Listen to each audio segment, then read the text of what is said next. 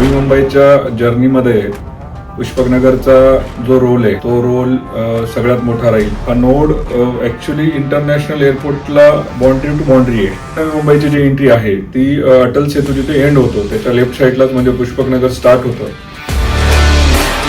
सध्या जो आमचा हेतू आहे की जो मिडल क्लास आहे त्यांच्यासाठी अफोर्डेबल हाऊसिंग उपलब्ध करून देणे. एक अराउंड 30 ते 40 प्रोजेक्ट आहेत.